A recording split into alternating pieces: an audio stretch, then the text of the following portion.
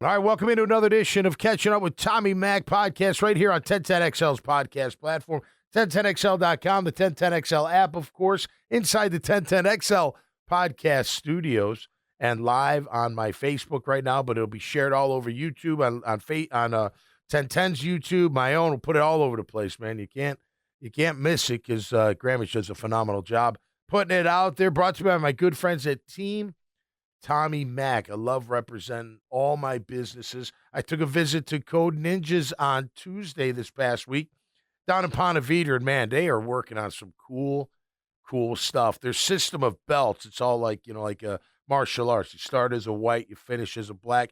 When you finish the program as a black belt, you get to develop your own game, your own video game. And they publish it and do all this stuff. It's really cool, man. Such a cool after-school program.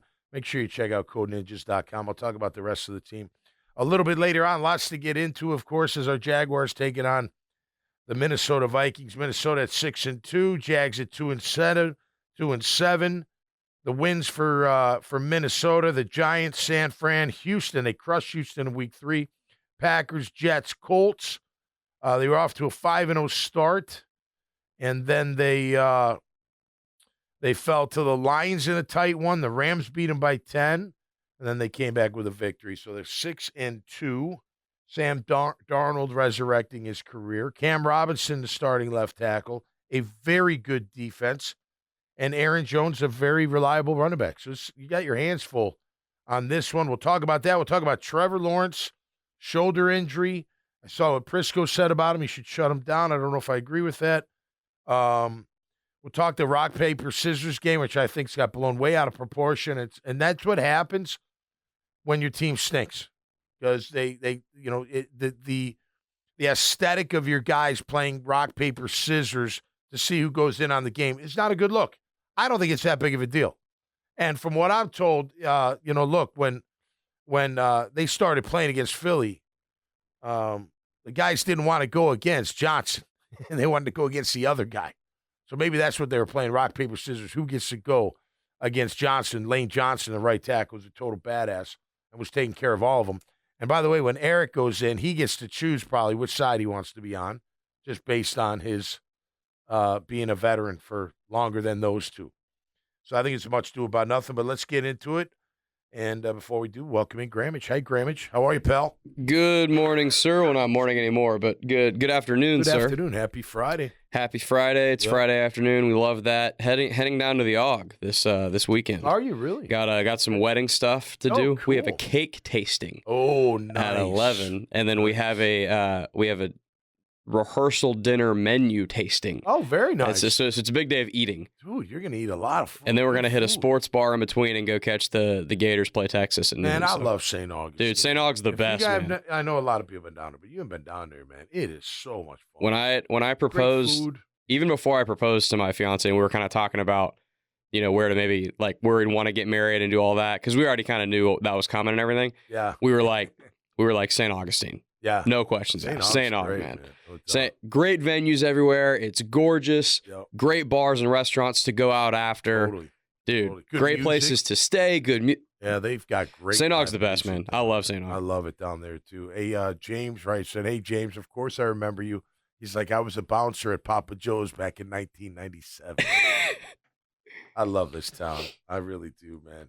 So many great memories. There's no doubt about that. Real quick, if you haven't heard, Dad Bod's playing tomorrow night at Beach Bowl outside on the deck. Nice. Yeah, 7 o'clock. Big gig, man. Beach Bowl, yes, sir. Should be a lot of fun. All right, Jags taking on Minnesota. A lot of big news coming out of the organization about Trevor Lawrence and his non-throwing shoulder. Took a hit on it last week. A pretty good shot. I didn't think it was that big of a shot. However, I did find out that he's been dealing with this shoulder for a long time now and supposedly causing him problems as far as pain's concerned. Now, I don't know the extent of the injury. But the question is, I saw what Pete Prisco said, shut him down and, wait till next year and see. He said Ben Johnson. Who knows who you're going to get? You have no idea. And even if the guy wants to go anywhere, who knows? I don't know. That will work itself out. And look, he's a good, play calling offensive coordinator. But that, it's funny how us fans will jump on, it's Johnson. we'll just put all our chips in the Johnson. And it doesn't happen. But Well, I don't. Sorry, I didn't mean to cut you off, but I just want to piggyback off that. Yeah. Every coaching cycle, there's the hot name. The hot name's always doing well in their current job. That's why they're the hot name. Everyone always says, pay him whatever he wants. Blank check, pay him whatever he wants. And then the minute that they struggle, get his ass out of town. Whatever you got to do, get him out of town. And the next guy, pay him whatever he wants. Yeah. It's like, at some point, you got to kind of mix and match that. You can't just go all in on everyone and then go all out on everyone right away. Yeah. I mean, look, you would think that this administration for the Jags isn't going to last after this year, right? But the question is, do you sit Trevor Lawrence? Now, we don't know the extent of the injury. Now, he had a similar injury in college that he had surgery. Remember, after he got drafted, he had surgery on the same shoulder. So was that a torn labrum? I'm only guessing here, but there's only so many things in a shoulder that you could tear. Your rotator cuff, your labrum, right? Those are two that I know of. Your bicep tendons connect, and I know this because I tore my bicep tendons, and my shoulders always hurt in the back because it came from the back. And I do have a torn rotator cuff, so it's very painful when I'm active. Nothing near with him, but what is the extent of the injury? So let's just say he needs surgery eventually, okay? Let's just say at the end of the year, okay, from now until the end of the year, unless he takes another big shot, he'll be fine. You just got to deal with the pain. But at the end of the year, we're going to clean it up and tighten it up, and it'll be about a 3-4 month recovery, something like that. If you knew that information, would you shut him down right now? You'd be done. Okay. I would. Okay. And I understand that. Now, my hope is he doesn't need surgery and it's something they can rehab and that he can come back regardless of the record. Because I want to see my franchise quarterback play in this offense, even though it may not be here, but even more importantly, with the players that are going to be here.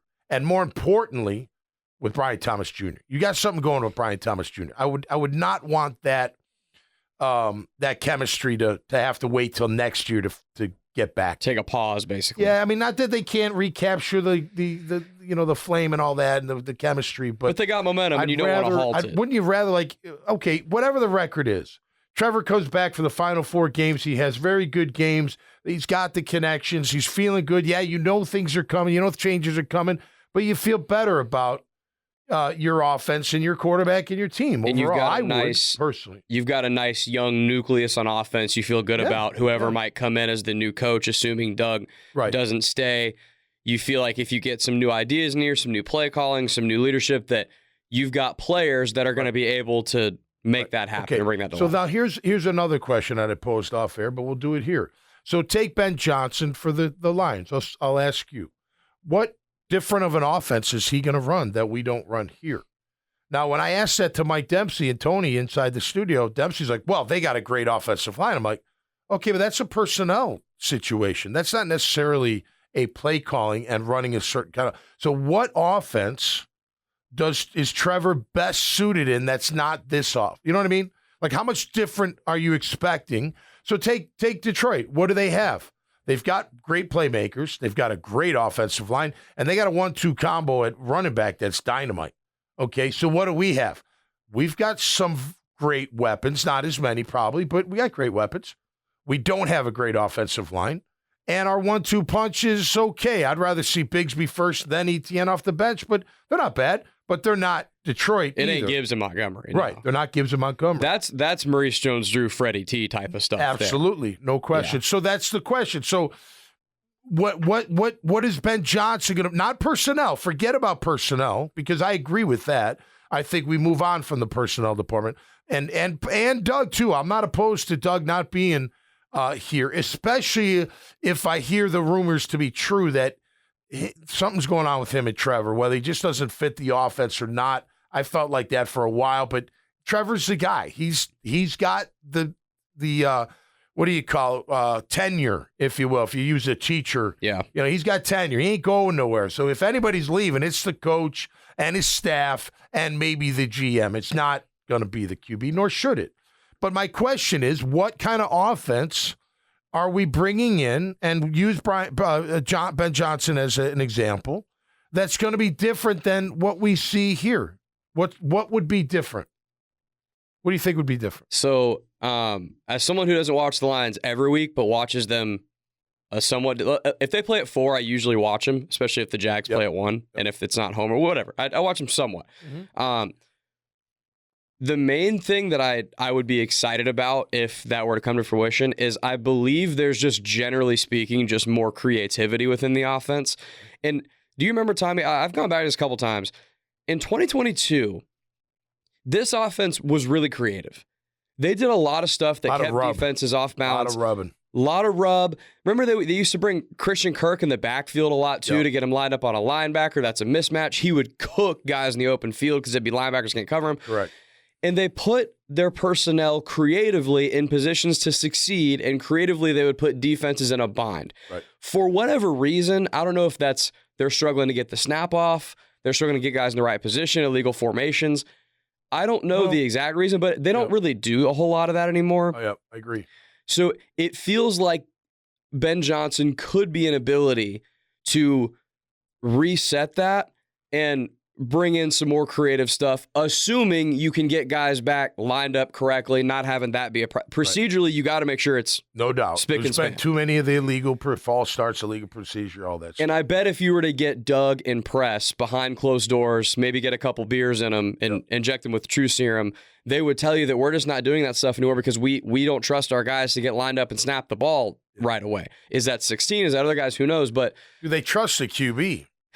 That's another question, and I think that's when Doug and Trevor's relationship comes into it. Kind of, what does that look like? Listen, if and I don't mean personally that they don't like each other. It's more of a fit in the offense, and I've thought that for a while. That if you got Doug in a room, couple beers, and nobody would know the answer, I think I can't say definitively, but I think he'd say, you know what, I don't think he's accurate enough for my offense. That's what I think he'd say. You may not agree with that. I'm not saying he isn't, but I think that's what Doug would say. And we're not saying we agree with that. We're saying, just going off of Doug's vibes, that I'll tell you, like, again, we're not behind closed doors. We don't necessarily know.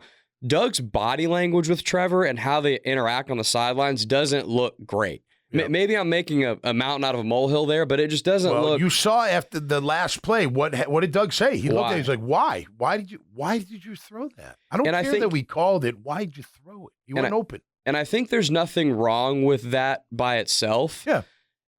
Given kind of what the perception is on their relationship, it looks worse than maybe it is, if that makes sense. Yep. So just to get back to the Ben Johnson thing, I just feel like it's more creativity, and it's just fresh. Okay. It's just fresh. No, I know. Listen. If things, I don't think they're going to turn it around. I don't think they're going to beat Minnesota. I don't think they're going to beat Detroit. They may beat Houston just because they're in the division, and sometimes it works out that way. And they're not as good as their record is either. No, they're not. And the sophomore slump. It's there. What did we say about C.J. Stroud? Yeah. Can he handle the game? Listen, that doesn't mean he's a bad QB. He's just having a sophomore slump, which happens to a lot of QBs because they figure you out. And if they get pressure on you, then they really figure you out because your head starts spinning. You start thinking, you start freaking out because you're getting killed, you're getting hit, and you're getting confused at the same time. So I don't know. If they go, what are they, 2-7, 2-8, 2-9? There's no coming back. There's no coming back, and you have to move on. Do you do it right then? I don't know. And for the record, look, if and I think it's going to be Mac Jones this week. And I'm happy for Mac. He's playing for his future. He is. He's playing for his football life. I don't care how good he looks. I don't care if he wins. Just the whole he should be the QB, it's just not going to happen. So you need to you can do whatever you want. But the political side of it is nobody's going to be the QB other than Trevor Lawrence. They've invested too much money in him. And it hasn't even kicked in yet. So that 5 years doesn't start till 26. That goes to 2031. Unless he, and hopefully that doesn't happen, he gets hurt, it's just not going to happen. Or weeks, year 6, it's still not going in. They're not going to do anything with that. Or just falls completely on his face. Like, right. You, Tommy, like people have criticized you for being too hard, which, whatever. Like, but he's had his struggles and his mistakes. But like, even the harshest Trevor Lawrence critiquer can watch the game, and it's not like he just doesn't belong on the field or doesn't know what he's doing. He does a lot of good shit. He does a lot of good stuff. If that was the case, if we had like a Jamarcus Russell situation going on, or what Will Levis has looked like when he's been in the game, if we had that type of thing, difference. But that's not been the case. He's making mistakes that need to be cleaned up, no doubt. I think in terms of the long-term plan, it's like, most people understand this, but everyone needs to understand this. They are going to empty the clip on Trevor Lawrence to make sure that they've exhausted every possible resource to give him the chance to be a great QB here. Absolutely. And that's going to be 2 years, 3 years, 4 years down the road from now. Yeah, I think and it's not even a gripe. It's not. And I know it's easier said than done, but there are passes that, and he does it some of the time, but there are passes where Trevor doesn't put the ball in the spot to where his receiver or target catches it in stride and makes a play. A lot of times they have to, not a lot, too many times, they have to dive for it. How many times have we seen that? You know, they've got to stop their route and catch it on the back hip. I mean, you take the Parker Washington where they didn't measure. I didn't think he had the first down. And he's running like a little in route, curl route on the left. And he has to stop and come back low for it. And all he had to do was roll. He never even did that, but they gave him the first down. But if he's hit in stride, who knows if he can turn that up and get a few extra yards. So that part's got to be better for Trevor, right? But what does he do really well? I think he throws in between the numbers exceptionally well. And I don't mean just deep, but deep especially. He does the 15, 20-yard intermediate. His dig routes are normally right on the money. His seam routes with the tight end are normally right on the money. It's when they get outside a little bit, he gets a little 50-50. Sometimes it's perfect. It's a great throw. Sometimes it's not. You take the Brian Thomas Jr., I talked about it earlier in the week, quick out at the end zone. He's got him. He's got him beat. And all you got to do is put it out right to him, and it's too far out. And you saw the frustration with Brian Thomas Jr. because he's open. And we've seen them make that play. That's the thing. And by the way, this whole turning around to catch the ball, that's the thing. They've been doing it. Kirk's been doing it. Parker does it. Johnson did it. I don't know if they don't think he's going to get it to where it's got to be, and they feel like they got to face the ball and jump up and grab it. But you watch, and then you see other 7 routes where they don't do that. He hits them in stride. It's got to be more consistent. I will say his awareness isn't great. It's not. And I don't know why. I agree with that. And I know a lot of people come to his defense. You do whatever you want. You fans, you do whatever you want. You're fans. But you take that okay, I was talking to Beasley. Take it for what it's worth. Me and Bees talking on the phone going to this event last night. And then we started talking about Trevor. And, you know, I'm not going to give you every detail. But I said to him, Bees, 4-year starter, brings his team back, 142 on the clock, 1st and 10, on the 30 or whatever. You know not to throw the ball. You're not a rookie saying, I believe in my arm, I'm going to make the throw, like I'm just going to go for it, like gunsling it. No, you don't. I don't care what the call. Everyone's like, why'd they make the call? Who cares? Just because they made the call. He doesn't throw it all the time when they make the call. Guys will be covered all the time. He doesn't unleash it. But he unleashed it there. So that awareness, like, come on, Trevor, you know the guy's not open. I don't care how weak in coverage the linebackers been all year long. He was over the top of them. It wasn't like, Dearness had him by, on his back hip and the guy, underthrew and just made a great throw. He was like over top of him the whole time. He wasn't open at all. But yet you threw it with the game on the line. Now, who knew? Nobody knew that the guy was going to make an incredible play, which he did. But it's an NFL player. They're going to make incredible plays. You shouldn't have thrown that ball. It's 1st and 10. It's not 3rd and 10. It's not 4th and 10. It's first. So that awareness, and I know everyone out there, you're going to give him an excuse for it, but whatever. I don't give him an excuse. He should know better. And I don't care that Urban was his first year. I don't give a shit about any of that. He's a 4-year starter in the NFL. For him not to know that or not to do that, there's a problem with his awareness. And that doesn't mean he's not a good player. That doesn't mean you can't win with him. It doesn't mean anything. It just means that he doesn't have that yet in him, and I don't know why.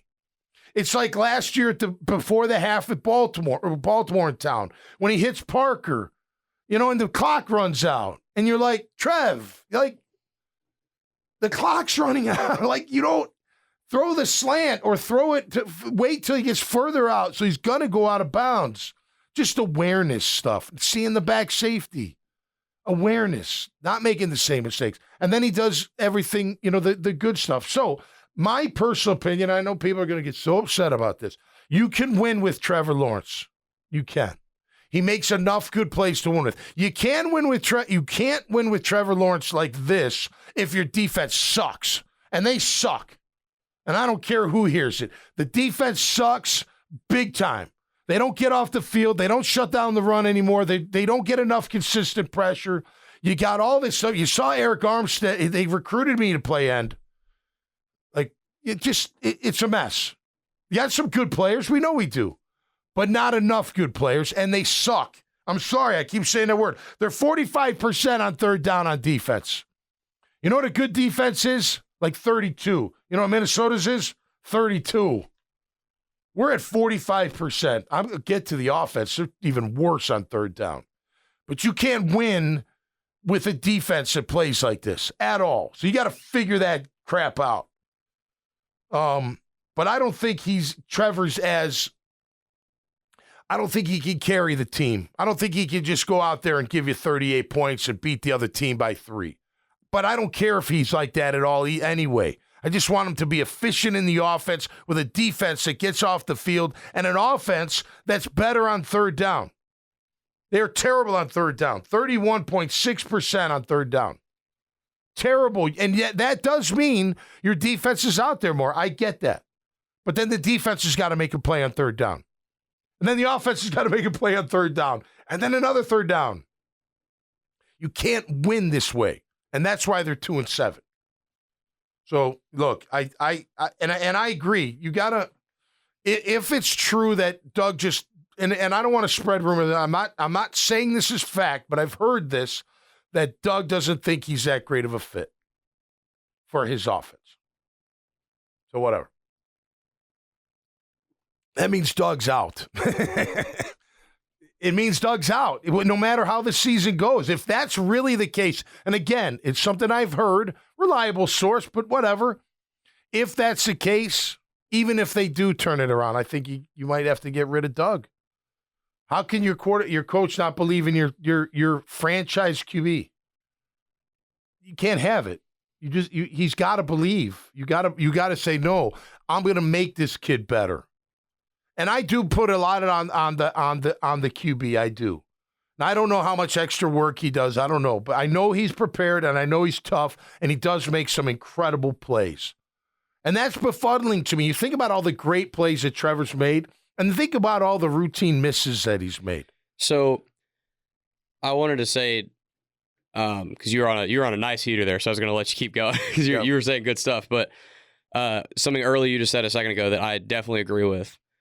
My biggest critique of Trevor, and it needs to be said too, you can criticize Trevor without saying he's the problem. Oh, he's not the problem. I hear he's part of the problem. When we post stuff with you or you tweet it, so Trevor's not the problem. Trevor's not the problem. Listen, you are allowed to say that Trevor made this mistake without saying he's the entire reason that they're not good. That's okay.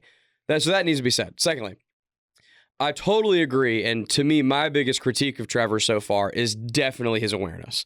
Yep. Definitely his awareness. Yes.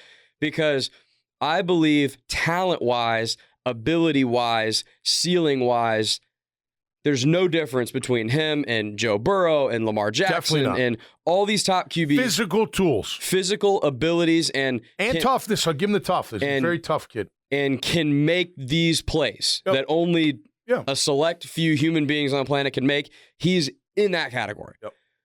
Where he falls short of those other guys is understanding situation in a game, down and distance, how much time you got, how much time you need to conserve or spend or that type of thing within the game, not just the play call, but within like the bullets are flying and I've got to make the right decision here during a play, he has consistently made some bad decisions through multiple years now. And you just brought it up. To your point, the Eagles game and that play is a microcosm of what we're talking about. And you said it. It's first down. It doesn't mean he cost him the game because he brought it back. Correct. And so did Trayvon. Correct. Trayvon got his 7. But look, let's not forget that. Patrick Mahomes is statistically having the worst year he's had since he's been a starter with the Chiefs. And they're undefeated. And I understand they have a great defense, and this defense is terrible. I totally get that. Also, when you watch Chiefs games, they all come down to the wire. All of them. All of them, there's a minute left, and you don't know who's going to win. And but Pat Mahomes will, if it's second down, and I know they got to go down the field and score, he will, if it's not there, he's throwing it away or whatever he's got to do. And Trevor, those are the plays that he's missing, in my opinion. You think about the last throw, like he was going to throw that no matter what. Yes, correct. His mind was seemingly made up before the play even started. Like what? But why? Why? Now listen, if he's got a step on him, you know what? And he's wide open, like he's open. Hell yeah, I'm going to throw it on first down and give him a shot to win it. You know, but not when he's covered. Not for a second. Again, a microcosm. And look, he's our guy, so it don't matter what we say. He's not going anywhere. And they made that decision. And I'll still say it again. I would not have paid him yet. I wouldn't have. And the new money don't kick in for a couple years anyway, so it's not even. They got a nice signing bonus, but I would have waited and seen how he performed. I wouldn't have just assumed that he's. Because glimpses are glimpses. That's not putting it all together all the time. But they did pay him. So my opinion doesn't really matter on that front because he's the guy and he's going to be the guy. And I want him to do well. And if he's really injured, I don't want him to play. I just don't want to lose. I want look, he's still developing. Clearly. You're still developing if you're throwing that ball on 1st and 10 with the game on the line. You're still developing. You're not there yet, you know. And I guess as a quarterback, you're always developing. But that just shows me he's not fully developed, and he needs more development. So I want him to get more reps. Okay, let's move on from Trev because I don't want it to sound like it's all Trev. It's not all Trev. Also, one last thing I wanted to put. It's partially. And then quick thing real quick. Something that I think is important. And you were just saying it, how like a lot of this is there's still time for Trevor to improve upon these things. He's played a lot of NFL football, yes, at this point. This is year 4. I think it is important and should be said, Trevor's younger than me. Yeah. He's 20. He just turned 25. Yeah, he's a young kid. Like, he's a young guy. You know, there's and what the long-term investment did, the money, more than the money itself, is say we're invested through even more valleys that might come our way. We're invested. We're sticking with you, and we're going to do everything in our possible power to figure this out, whether it's with Doug or somebody else. And again, 25. Like, a lot of QBs don't hit their prime until they're 28, 29, in their 30s. Totally. Like, even the best. Correct. Even the best. Because when you're younger, you're just dumber. You are, and you believe I'm a your lot dumber arm right now than I'll probably be in 10 years. And if you have a big arm, you believe in that arm, and you think you can sling it all over because you've done it your whole life. Why can't I do it in the NFL? Correct. I've done it ever since. So why wouldn't I be able to now? So I just feel like that was needed to be said. Yeah, no, I appreciate that. Let's move on to. We got a couple things to get into, and I'm going to try to. I got a lunch meeting, not till 1:30, so I got time.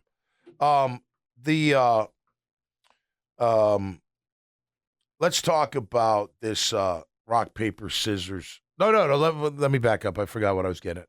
I want to talk about Doug Peterson saying that Brian Thomas Jr. was ghosted most of the game, which meant being double teamed. I watched the film. I watched I watched the whole film, and I noticed that Brian Thomas Jr. wasn't even being looked at for a long time. Was he doubled on occasion? Sure. But how about this? Okay, so say I do have double coverage. Where's the rub route with him on a shallow cross for Trev just to dump it to him over the middle and give him a chance to make a play?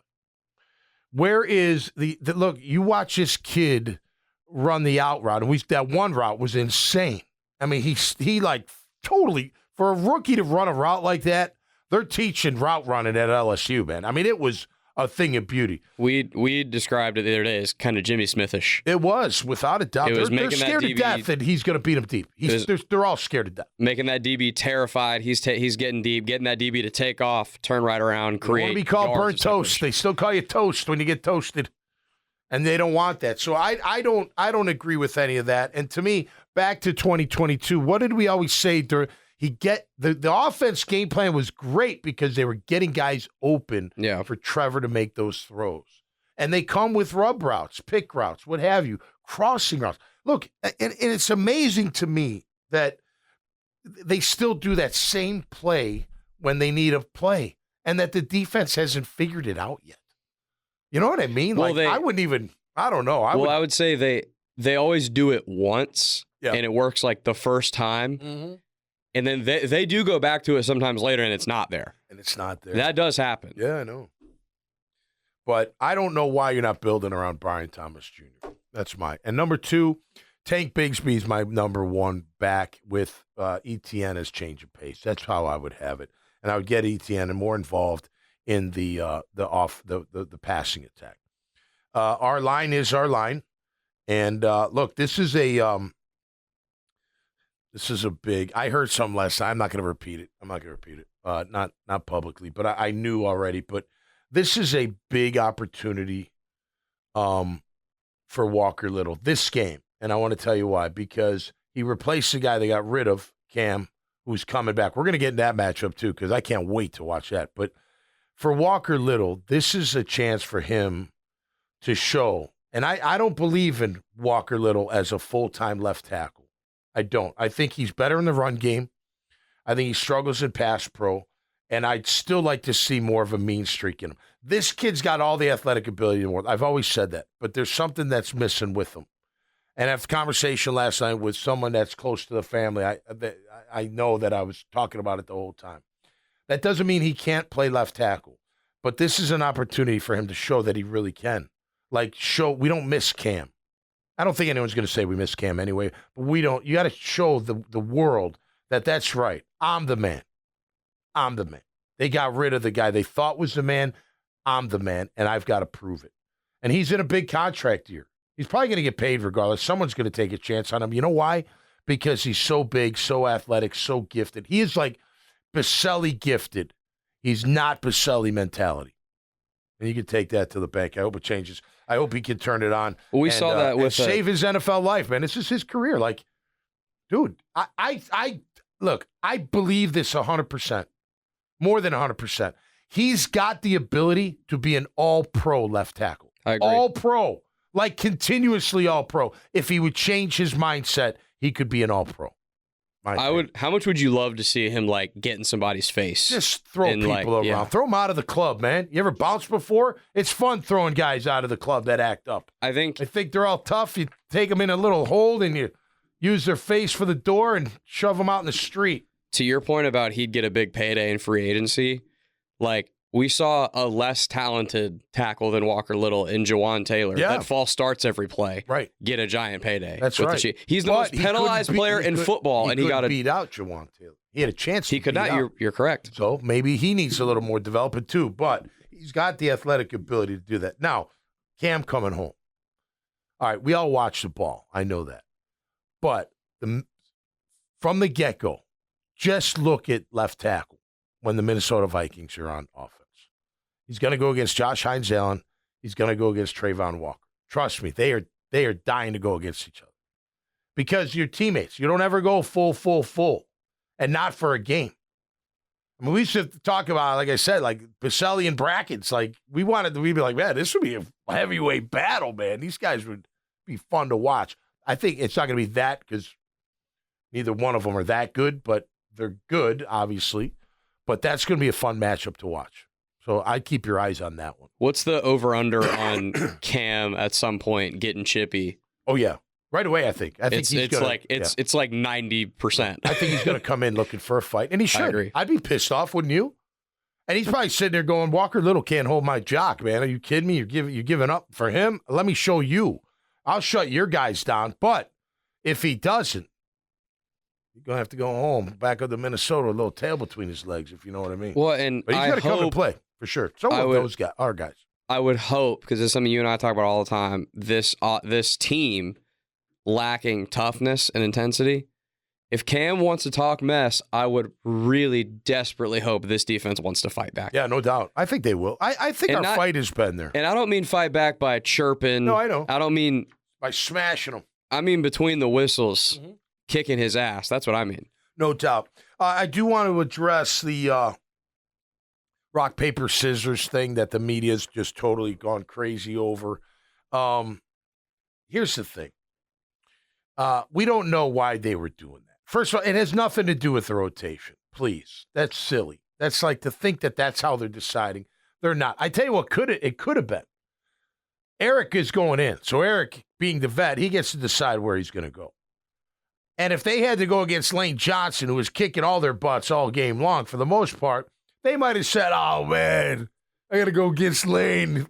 Let's do rock, paper, scissors. Me and my wife used to do that. Who's picking up the girls from dance when we lived in PV and then drive to Jags Beach? We literally would be like, and she beat me almost every time. I'd be like, I get the card, go pick up the kids, you know? That's how we decided things. So I think it's more of a joking type thing. To think that that's part of the rotation, that's really reaching, man. And here's the thing. If they're 7-2, you know, I'll be like, oh, isn't that cool? Yeah, 100%. Oh, it's so cute. Look at him doing rock, paper, scissors. You see, and he scores a touchdown. It's the greatest thing ever.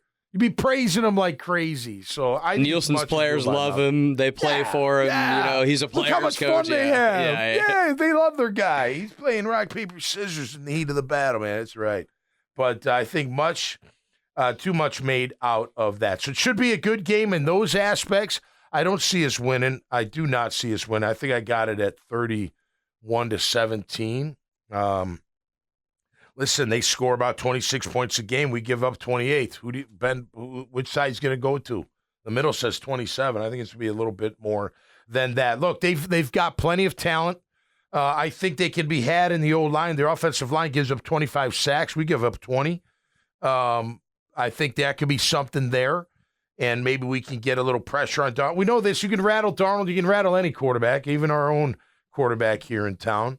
But you can rattle Darnold. So we'll see if they can get them. Aaron Jones, a very good back, 4.5 yards per carry. They average on whole 4.2. We give up 4.4. I mean, we just, you know, can we invest? I know we thought we invested in a DT and Eric Armstead, but can we invest in a badass, big, fat, homegrown monster of a human being defensive tackle next year? Please. Wide. Just massive. Who was the guy that I was watching the other day? From the Giants, number 97. Somebody like that.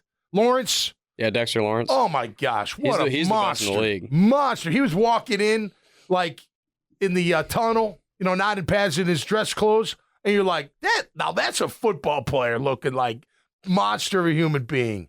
You need a beast like that. You need a John Henderson. You need a Marcus Stroud. You need somebody like that. Enough of this playing around. Maybe it's Mason Smith, but he's out again. That ankle, I guess he really does have an ankle injury. So he's out again. But, man, can we get somebody like that? Because they're trying. Ham's trying. He's doing his best. He's not playing terrible, but they're not dominate. And Jefferson doesn't dominate.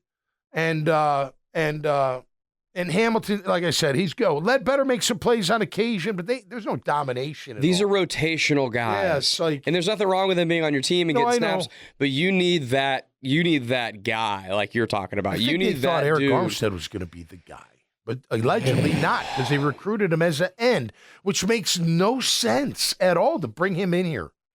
At all.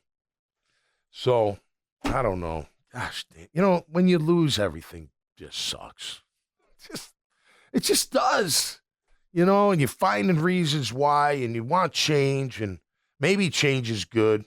I think we're getting to a point where it's just inevitable. The question is, will the owner, Shad Khan, just clean house? I mean, I think you're going to have to. You know what I mean? Turn it around. I don't know. Have a conversation, but we'll see. I don't see him turning it around. I don't see it at all. Let's get into the team stats review brought to me by my friends at Team Tommy Mac. Please go to TommyMac.net, my webpage, and you can see all their beautiful logos right there, and just click on them. It'll take you right to their website.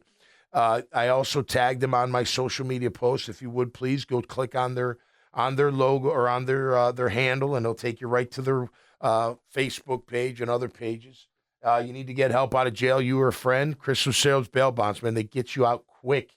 They've done it for me personally. Not me personally, but a friend that needed help. I connected them out quick, man. I'm telling you, 904-822-2245. We all make mistakes. I'm not saying, anything other than if you do make a mistake, and don't do it again, and make sure you call Crystal Sales Bail Bonds, J-Dog Junk Removal, and Hauling. Don't forget all that junk that you consider junk that you're looking to move on from. Well, they consider it an opportunity to refurbish and give back to veteran families, veteran-owned and operated, 844-GET-J-Dog. And don't forget their hauling business for all you builders, contractors, etc.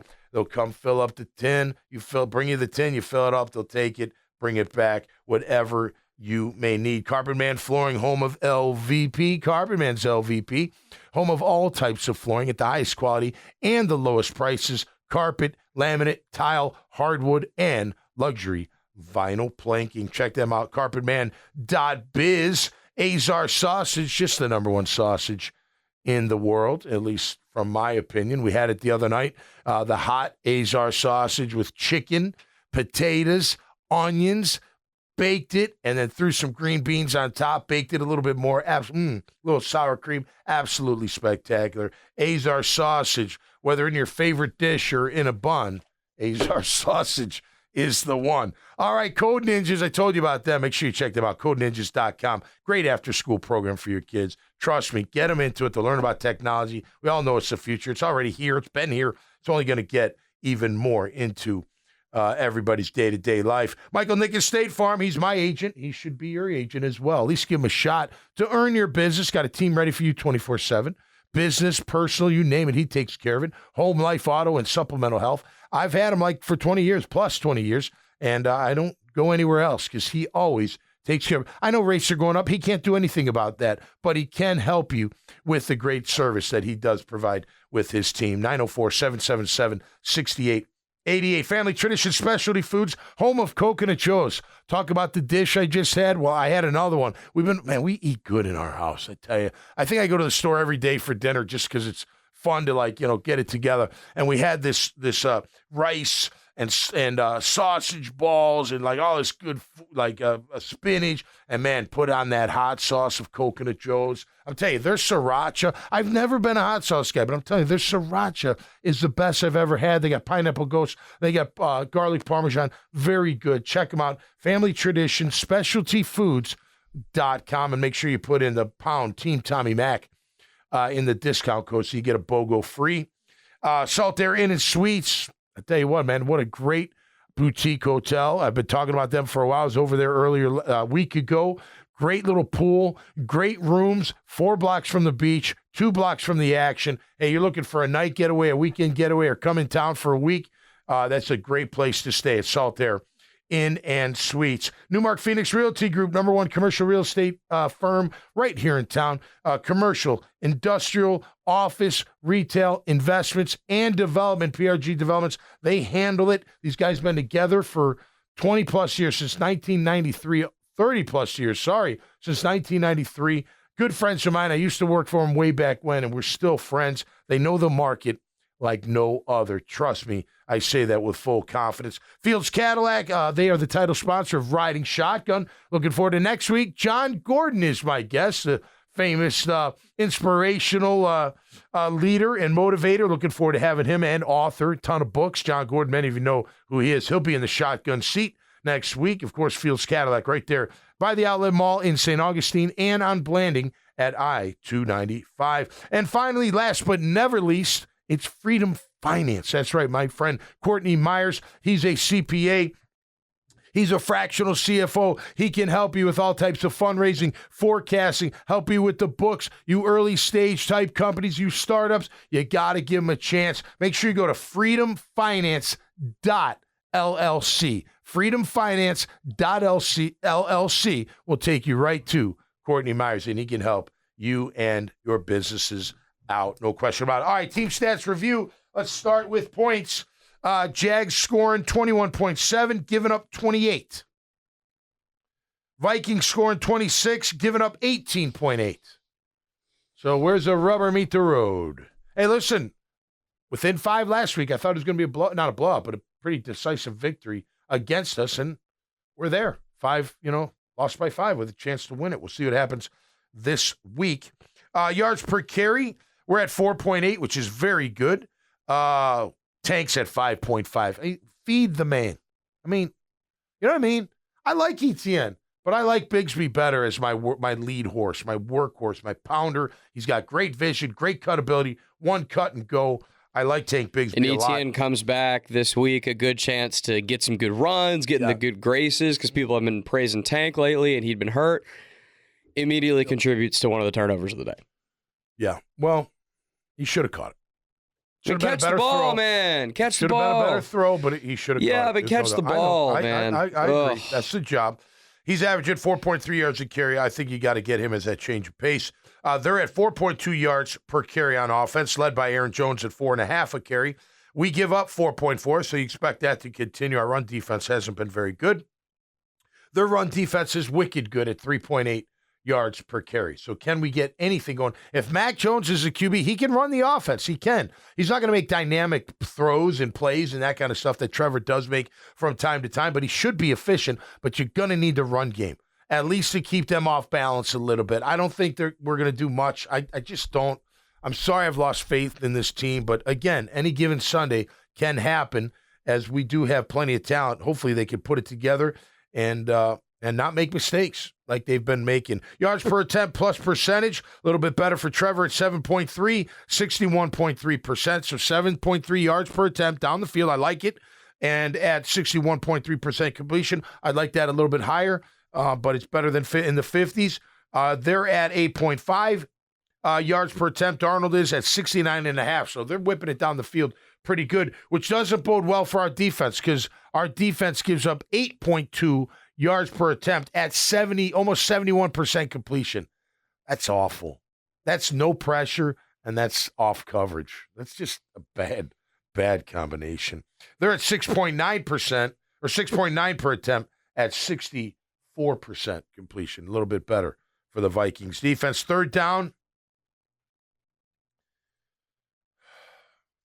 If I was in front of I don't know that I could contain my temper if I was in front of the offense with their third down efficiency. And by the way, they sucked last year at third down. Terrible. How were they not better on third down?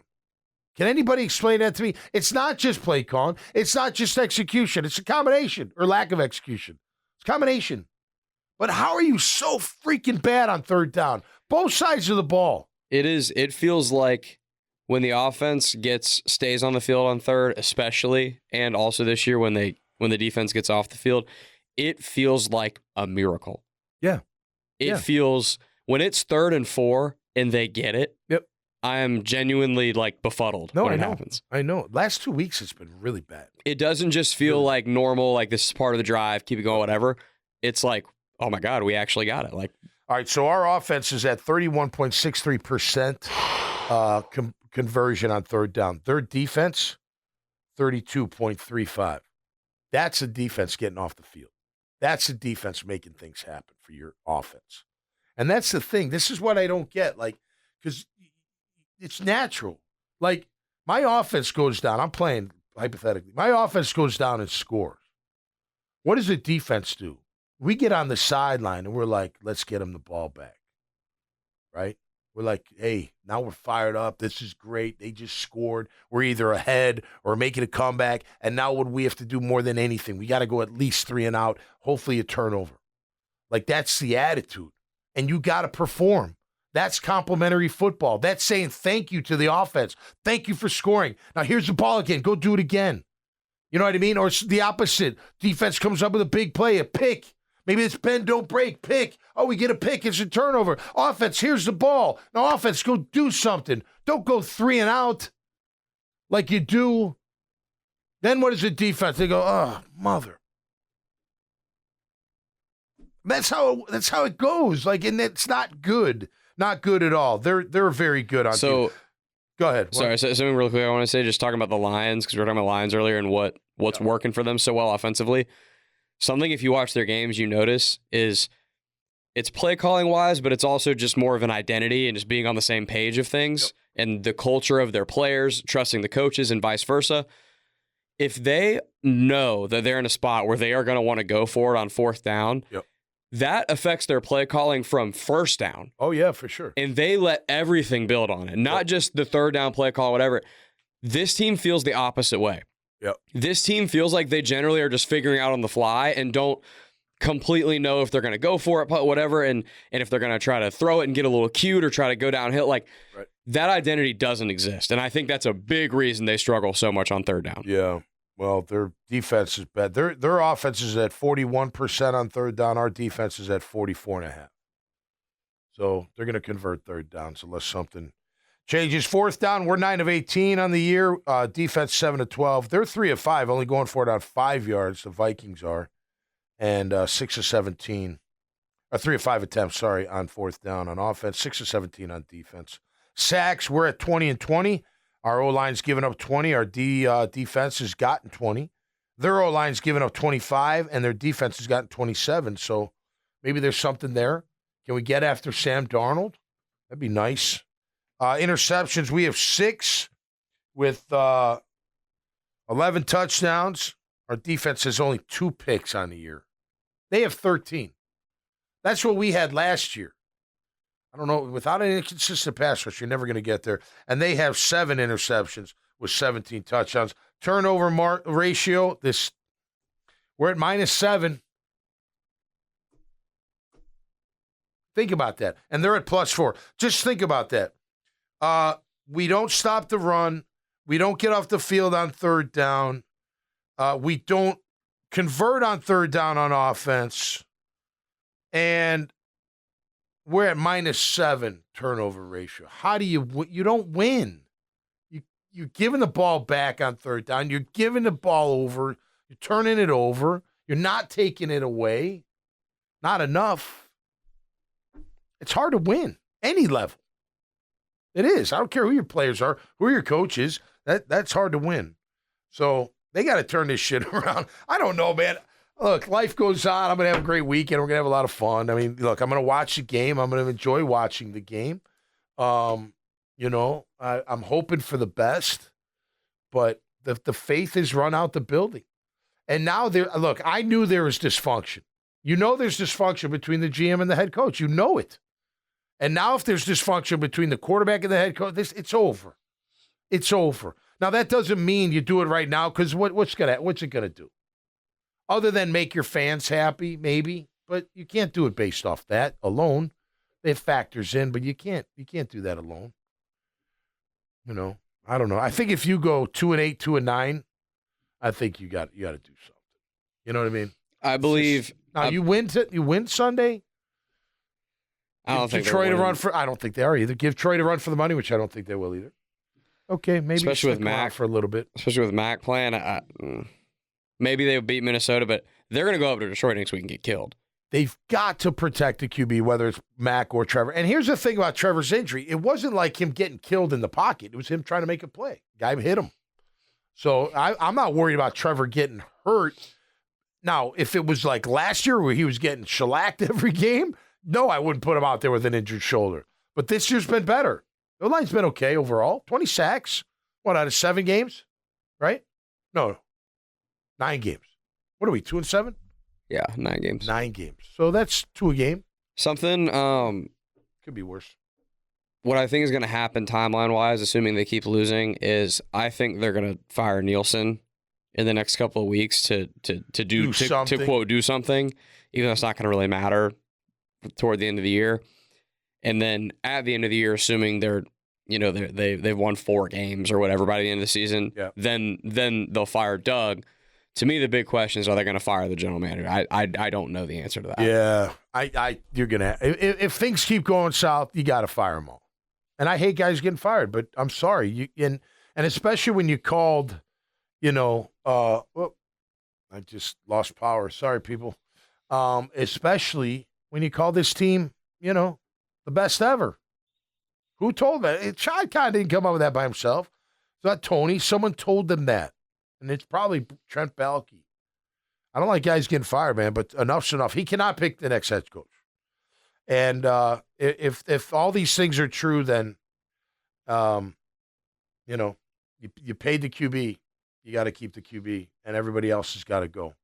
If that's true, right? If you're not confident in your quarterback to win, then you're going to have to either make a change at QB, which isn't going to happen, or you have to go. It's as simple as that. And we know the answer here. You're the one that's leaving, right? Walk into a party, you're not welcome. We're not leaving. You're the one that's leaving. It's time for you to go. So, hopefully that rumor or what I heard is not true. And again, it's not personal. It's not like that. I think it's more like he doesn't believe he can run the offense. And I've questioned that. I have. I think, look, again, Trevor will make those spectacular throws, and then he'll make some that scratch your head. And you're like, man, it's a routine throw. Hit the guy in stride and let him, make a play. Happens sometimes, but not enough. But again, this team's in disarray. Defense stinks, and the offense plays a half a game. So good luck with that going against Minnesota. I wish them nothing but the best. Always Jags for life, but always real on this show. You all have a great weekend. Come see us out at Beach Bowl tomorrow night if you're not doing anything. You like good rock and roll music. I think it's good. I mean, they keep bringing us back. We keep getting hired. Playing at the Duval House December 1st before the Houston Texan game. I don't know how many people will be there if we keep losing, but it'll still be a great time. All right, y'all have a great weekend. Stay safe. Be good, stay safe, all that good stuff, and be cool. We'll see you right here. Catching up with Tommy Mack. Peace, everybody.